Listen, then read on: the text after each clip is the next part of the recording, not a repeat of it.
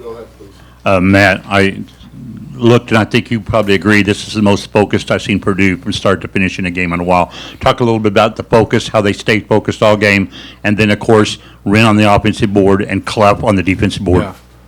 I thought, in our last game, Michigan set the tone against us. In our two previous road games, we were able to set the tone from a rebounding standpoint. And then obviously tonight, I thought our guys did a good job. I just feel that the game just gets too hard if you can't get offensive rebounds and generate points, or get in transition and generate points. But I thought our guys were ready to play. I thought defensively, we had some breakdowns, but we were pretty consistent across the board. Matt, what was kind of the foundation of stopping Wilkerson in the first half, and then how effective was Omer when you moved him on to DeVries? Yeah, well, obviously we didn't stop him in the second half, but just not letting him shoot the basketball. I think as you go back and watch, film, it's like the actions that you get to. And obviously, DeVries is a tough matchup for us. Really Dorn being a big part of the game the first time, and then now not even being a part of the game in terms of shooting the basketball. Like, we wanted to make sure with that. We knew Wilkerson and how talented he was. But it'll be interesting watching the tape, because he only got 3 shot attempts in the first half, and obviously he played well in the second. But he's a good player. He's very few people just come into our league and score the basketball the way he has. He's had some big-time games. Very impressive player. Matt, staying there on TKR and Tucker, it's kind of a weird matchup for both sides. Is part of how surviving Trey guarding him on the perimeter is to take advantage of him on the other side in the post. Right. Yeah, and I think that was, it's a tough matchup for both of them to guard each other. And Trey's a physical post. The thing, like when Tucker guards him down low, he's so good with his hands. He's good at, getting his hands in there and getting steals, getting deflections. So you got to be careful, because you can get him in some tough spots and he'll come away with a steal. So that's something that we really talked to Trey about. But we wanted to establish him. We wanted to get the ball to Trey there, but we also wanted to, be able to stay with Tucker on the other end and not let him get loose. And after the first couple minutes when he hit those 2 threes, you didn't think that was going to be the case. This game was called pretty tight, but obviously the free throws were a factor in the first half. And I think it's just 5-6 games now where the free throws have kind of been trending, at least the numbers have been trending Right. up. Is that coincidental? Are you seeing things on offense that are helping manifest that? Yeah, if you shoot a lot of threes, and so we had a game, where we shot 40 threes a couple games ago. Like, you're not going to get to the free throw line shooting a lot of jump shots. Just driving the basketball, trying to post up, getting on the offensive glass, all those things are going to lead to more fouls. And they were aggressive. I thought when we played them down there, they did a really good job of disrupting us. And obviously they tried to be physical there, and got some calls against them and got into some foul trouble. But no, we were just trying to establish our low post guys more than anything. Really establish TKR, and then if they wanted to double, just getting them in rotations, after that, and trying to attack those rotations. Matt, you were critical of your team's effort at Bloomington. How pleased are you with a full 40-minute performance where they went hard the entirety of the game? Yeah, some things obviously went our way. We made some shots, shot a very high percentage, and anytime you do that, it's going to look better than it actually is. And but I was just pleased from a rebound standpoint. Like, anytime you get 19 more possessions than somebody and you're playing at home, you're going to have success. So, the taking care of the ball and rebounding the ball are the most important things. Matt, Braden had a lot of success denying screens and kind of just taking off as action was set up. Is that something you guys saw on tape, or just Braden being Braden? That's just him making that read. What we were trying to get is more just, some of those transition ball screens on the wing. So now coming down to get a good angle, if they're going to fight that, now it's, unless they've established a low man, which they don't have one a lot of times, now it makes that guy run in to help. And if you can break that down, so anytime you turn down or reject a ball screen, a lot of times defensively you don't want that. You want to push it into the ball screen, so you push it into your help. Matt, how important was it to they were doubling TKR early. Right. To have your guys make the shots they made early and Right. then they switch it up. Like, what kind of predicaments do you feel like? Yeah, they're getting it out of there. And, obviously they respect his ability to score down there, and they're doubling, and they do it a couple different ways. And so now if we throw it out and get good shots and miss them, they're going to live with it, right? They're going to live with that because we were getting good shots and we were making them.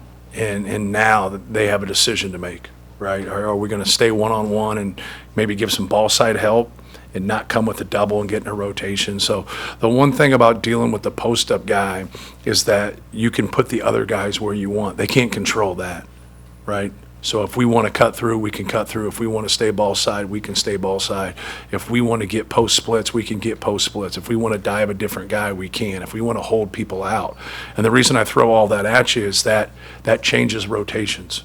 And so if you just run one thing and do the same thing every single time, and you don't even do anything on an overloaded side, or you don't look at things from a screening standpoint, now they can get set on their double and they can get set on their rotation. So you can control a lot of things on defense, but you can't control where the offense puts their players.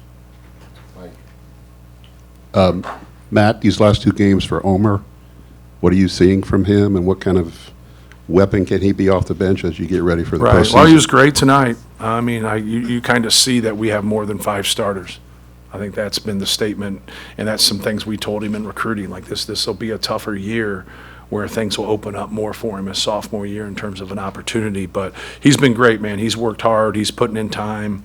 But it's just a trickle down, from our seniors. Our seniors are that way, and so it really, really helps in his growth, his development.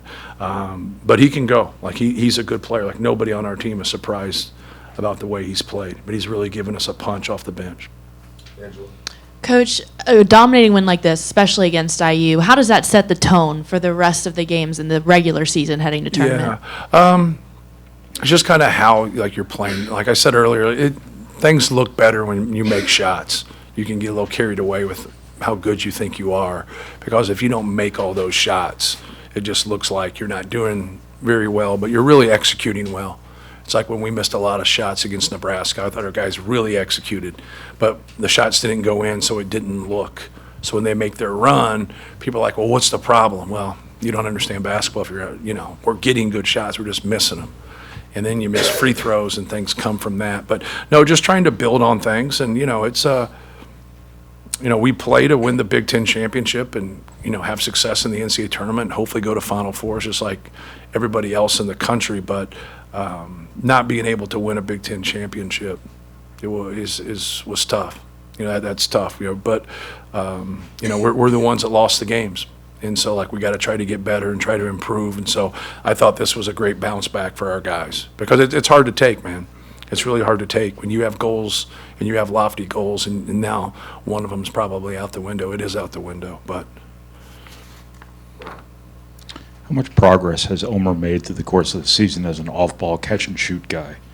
It's probably not a role he was right. That's a good question. in. Thank you. Yeah, he's been a ball-dominant guy, as a player, at least the stuff that I've watched, in FIBA basketball. So, he's been a ball-dominant guy. He's had the ball in his hands a lot.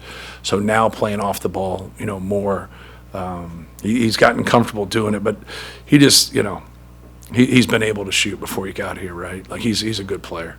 I think it's really helped him grow having to play off the ball, because he'll have the ball in his hands a lot, going forward, next year. But no, he's really done well, and the thing I'm impressed with is really with all of our bench guys is just the maturity, because not every night's going to be their night. When you play 10 minutes or 15 minutes or 17 minutes or whatever, it's hard, because sometimes you do play well and you don't play more, and that's difficult.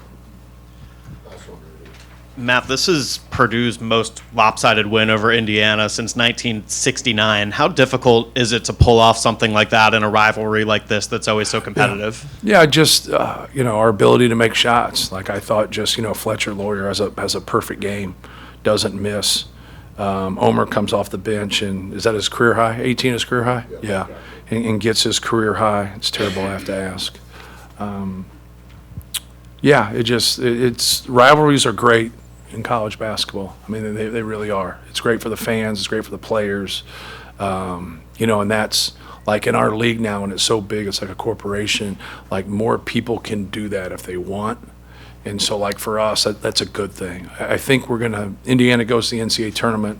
I think all of our 2 plays. I think we're the only team that has all 3 of their 2 plays as NCAA tournament teams. So, like you want to play better teams, and that for us, Indiana's been so good through the years. We want to play them because it helps us. It helps us get better, and we haven't had a lot of success in the last 4 years, to be honest with you. I think we're 4-4, and just trying to be more consistent. But I think you learn a lot, through that competition. Thank you.